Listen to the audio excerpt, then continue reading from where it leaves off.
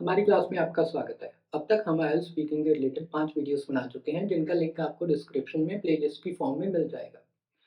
आज की इस वीडियो में हम सीखेंगे कि पार्ट 3 में कौन से क्वेश्चंस हमें देखने को मिल सकते हैं। सबसे पहले हमें मिलते हैं ओपिनियन क्वेश्चंस। ओपिनियन का मतलब क्या होता है? विचार। इनमें आपको किसी आम मुद्दे के ऊपर, किसी ब्रॉडर सब्जेक्ट के ऊपर अपना ओपिनियन, अपना विचार देना होता है। For example, what makes a good leader? अभी कोई इंसान अच्छा लीडर कैसे बन सकता है, इसके बारे में आपका क्या विचार है? कौन सी ऐसी चीज़ें हैं जो आप मानते हो कि एक अच्छा लीडर बनने के लिए ज़रूरी होती हैं, वो आपको आंसर देना है। उसके बाद आते हैं कंपैरिजन क्वेश्चंस। कंपैरिजन का मतलब क्या होता है कि 2 चीज़ों के बीच में देखना कि कौन-सी चीज़ अच्छी है, कौन-सी चीज़ बुरी है, या उनमें क्या सिमिलैरिटीज़ हैं, क्या समानता है, क्या डिसिमिलैरिटीज़ हैं, क्या असमानताएँ हैं। For example, how do young people's shopping habits differ from those in the past? पुराने जो लोग हैं और जो नए लोग हैं, उनकी शॉपिंग हैबिट्स में क्या डिफरेंसेस हैं, ये आपको बताना पड़ सकता है। इसमें आप कह सकते हैं कि जो यंग लोग हैं, वो ऑनलाइन शॉपिंग ज़्यादा करते हैं, जबकि जो पुराने लोग हैं, जो बुजुर्ग लोग हैं, वो फिज़िकली मार्केट में जाके ज़्यादा शॉपिंग करते हैं। सो ये हो गए हमारे कंपैरिज़न क्वेश्चंस। इसके बाद आते हैं हमारे स्पेकुलेशन क्वेश्चंस। स्पेकुलेशन का मतलब क्या होता है कि कोई चीज़ जो अभी नहीं हुई, उसके बारे में अंदाज़ा लगाना और एक फ्यूचर के बेसिस पे आंसर देना, कोई फ्यूचर प्रेडिक्शन कर देना। For example, how might transportation change in the next 20 years? Transportation जो आने-जाने के लोगों के तरीके हैं कहीं पे, वो अगले 20 सालों में कैसे चेंज होंगे? अब अगले 20 साल में क्या होगा हमें नहीं पता। पर हमें अपनी इमेजिनेशन यूज़ करके ये बताना पड़ेगा कि अगले 20 साल में कैसे वो चेंजेस आ सकते हैं।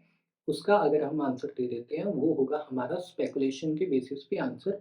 मतलब हमने कोई फ्यूचर प्रेडिक्शन कर दी, फ्यूचर का कोई अंदाज़ा लगा लिया। इसके बाद हमारे आते हैं इवैल्यूएशन क्वेश्चंस। इवैल्यूएशन में क्या होता है कि आपको कोई क्वेश्चन पूछा जाएगा और आपको ये बताना है कि उसके एडवांटेजेस हैं या डिसएडवांटेजेस हैं या दोनों हैं। जो भी पॉसिबिलिटी आपको लगती है, उसको आपने इवैल्यूएट करना है, दोनों चीज़ों को सोच के एक आंसर देना है। What are the benefits and drawbacks of working from home? घर से कई लोग आजकल काम करते हैं, उसके बेनिफिट्स क्या हैं और उसके नुकसान क्या हैं? ये दोनों चीज़ों के बारे में आपने बताना है। अगले जो हमारे क्वेश्चंस हैं, वो है प्रॉब्लम सॉल्यूशन क्वेश्चंस। इनमें हमें किसी प्रॉब्लम को, कोई समस्या को आइडेंटिफाई करना है, पहचानना है और फिर उसका सॉल्यूशन भी प्रोवाइड करना है कि वो समस्या कैसे हल हो सकती है, ये भी हमें बताना है। For example, what challenges do people face when learning a new language and how can they overcome them?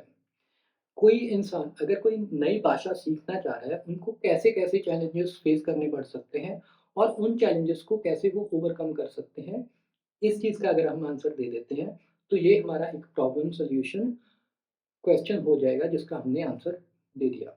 Lastly, cause and effect questions. Cause and effect क्या होता है कि 2 चीज़ें आपस में कैसे जुड़ी हैं? अगर ये चीज़ होती है तो इसका असर इस चीज़ के ऊपर कैसे पड़ेगा? वो हमें बताना है।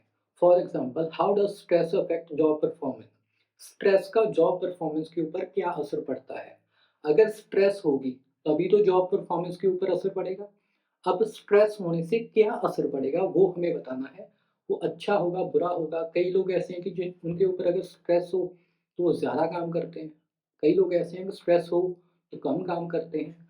तो जॉब परफॉर्मेंस के ऊपर स्ट्रेस का क्या असर है, we need to answer that.